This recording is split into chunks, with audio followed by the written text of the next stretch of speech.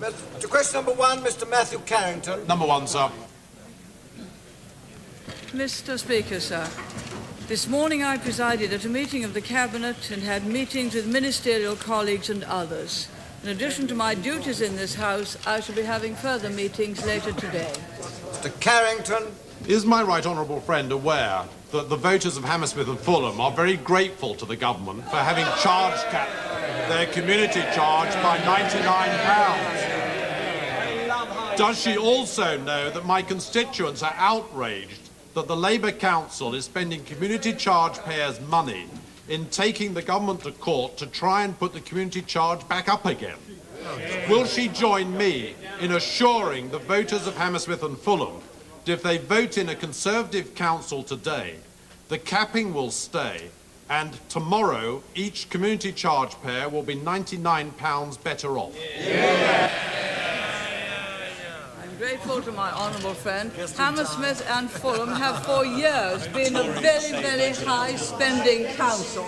Very high spending council, so that in 1987, 1988, they put the rates up by 127%, and they've increased their budget significantly in recent years. So this year they've set a charge of £424. They've been capped because their budget was excessive, nearly £300 per adult over the SSA. The proposed cap gives a £99 reduction in the charge. As my honourable friend says, they have very cause to be grateful. The Conservative government is the Labour councils cost you more, Conservative councils cost you less, and give a better service. Mr. Speaker. Order. Order. Kinnock. Thank you, Mr. Speaker, for reminding honourable members opposite they're still in Parliament. Mr. Speaker, when the... Order. That takes a lot of time. While several of my honourable friends are out ensuring even bigger gains for the Labour Party across the country. Mr. Speaker, when the Prime Minister first decided to impose poll tax, did she realise that all across the country, regardless of which political party had control in councils, there would be 3 times as many people who would lose by the poll tax system as would gain from it? Mr. Speaker, if that is so, the enemy is not the community charge, it is high-spending Labour councils. By now, the Prime Minister knows very well that that is absolutely not true. Why doesn't the Prime Minister heed the words of her fellow Conservatives in places like Redbridge, where the large Conservative majority on the council passed a resolution calling upon the government, in their words, to desist from misleading the public and accept its own overriding responsibility for the level of community charge? Why doesn't the Prime Minister just accept the inescapable truth of that statement from her Conservative colleagues and just for once come clean? Because it is local councils that set the community charge. I trust the right honourable gentleman does not argue with that. And as he knows, the top 50 overspenders are all Labour councils. The top 50 overspenders are Labour or no control, overall control councils. I think the difference is very well exemplified by my authority, which after safety net has a community charge of £268, but is top in the education stakes. And the Labour Authority, where the right honourable gentleman lives, which after safety net has a community charge, being Labour, of £408 and is 74th in educational performance. Doesn't the Prime Minister realise, Mr. Speaker, that councillors of all parties, including her own, deeply resent the way in which she is trying to blame them for that which is her fault? Why won't she just stand up and accept her own guilt? But Labour councillors are expected to take responsibility for the community charges that they set. And if they can't take responsibility, they shouldn't be there. The fact is that under Labour, people pay more under Labour for poorer services and for spending on things they don't want. And under Conservative councils, they cost you less and they provide a better service. Mr. Patrick Thompson. Number 2, sir. Here. I refer my honourable friend to the reply that I gave some moments ago. Mr. Patrick Thompson. Mr. Speaker, can my right honourable friend assure this House that every kind of diplomatic pressure is being brought to bear to secure the release of the hostages in the Middle East? And does she agree that it would be wholly wrong to enter into direct negotiations with terrorists or those who are their sponsors? Yes, Mr. Speaker, I agree with my honourable friend. Obviously, we very much want to get our hostages out, and every day we're trying to do something to that end. May I point out that our embassy staff have remained in Beirut throughout a very dangerous and difficult period, and one of their main purposes in being there is to try to find out any information they can about any hostages. Yes, we are using diplomatic contacts and pressure, but there are certain obstacles. For example, the fact that Iran broke off diplomatic relations with Britain over the Rushdie affair. We maintain a dialogue with them through the protecting power, which is Sweden, and through other contacts we have, and which will continue to do this. May I also point out that we're in touch with the Americans, and like them, welcome the role that Iran and Syria have played in securing the freedom of the 2 of the American hostages. I agree with my honourable friend, it would be quite wrong to make deals. Quite wrong to make deals, Mr. Speaker, with those who take hostages, and we shall not do that. The Archbishop of Canterbury. Well, order. This is a matter which is of grave concern to the whole House.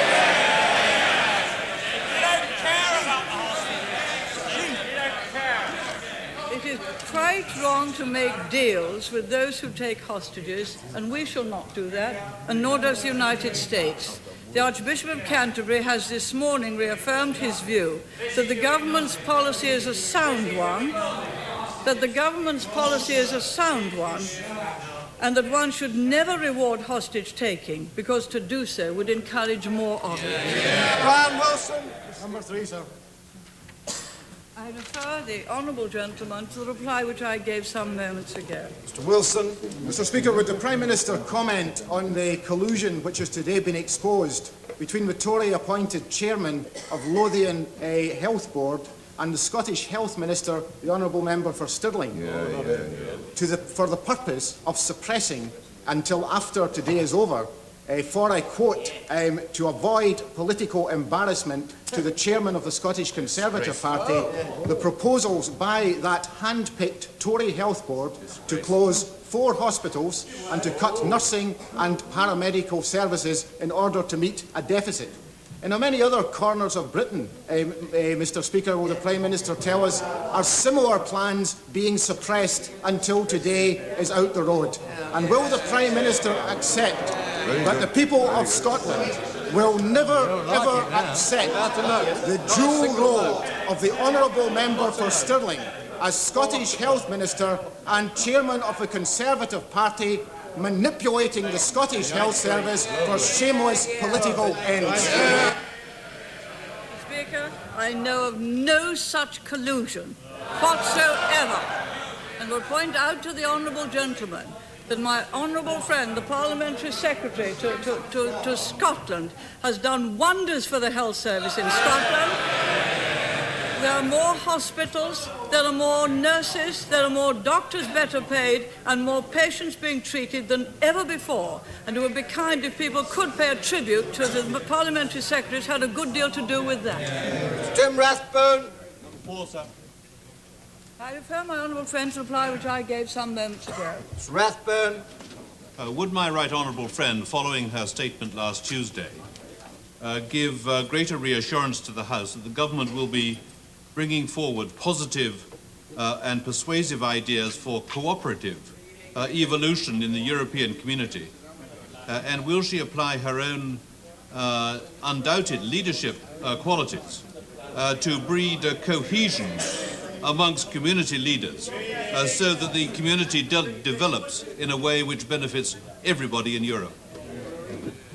Yes, Yes, Mr. Speaker, we shall in the next few weeks be putting forward ideas for making the institutions of the community work better on the basis of sovereign states working through national parliaments and through the Council of Ministers in the community and in a way which benefits everyone. We shall also be putting forward some different ideas for economic and monetary union, bearing in mind the approach of this House, not to go anything like in the Delors direction, which would rob us of our own powers, but something which we may think could go further in cooperation between the states of the community to the benefit of everyone. Ashton. Has the Prime Minister read the reports in today's newspapers of the Dudley man who was sent a bill for £1.91 for poll tax for the last 2 days of his wife's life? Does she not see that this adds shame to the verdict of inefficiency and injustice which is being passed on the poll tax in the ballot box today? How powerful must the vote of protest against the poll tax be before the Right Honourable Lady will listen? Mr. Speaker, I'm grateful to the Right Honourable Gentleman for raising this action of Dudley's Labour Council. Dudley Council were not under an obligation to collect this sum from the deceased person's estate. The relevant regulations only provide that sums owing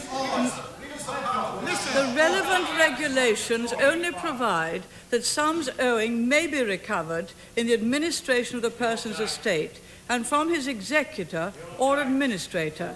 The Department of the Environment has been advising authorities that where a person dies shortly after the 1st of April, they should consider writing off any outstanding amount.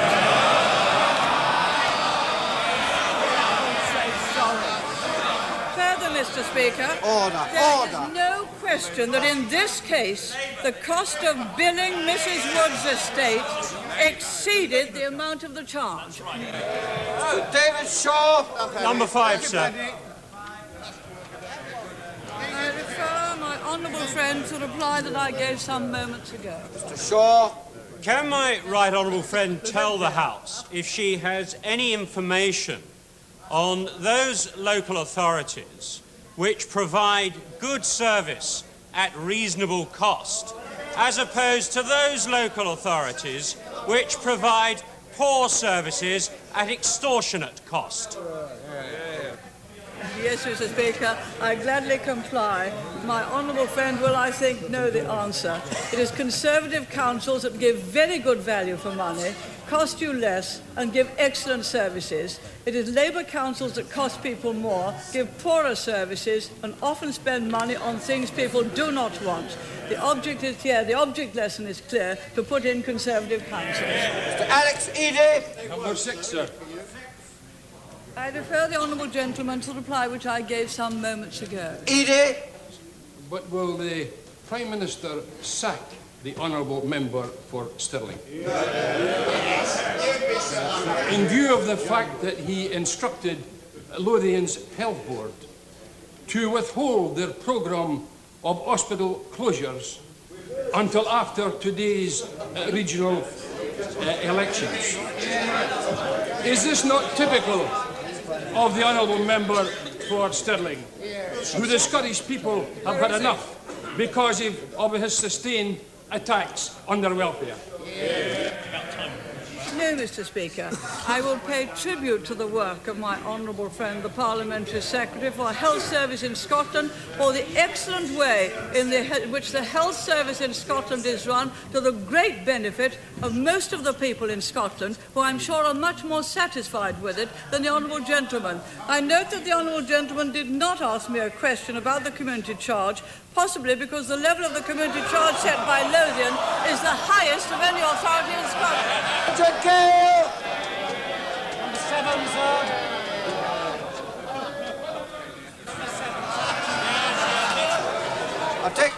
I'll take it in a minute. Number 7. I refer my honourable friend to the reply which I gave some moments ago.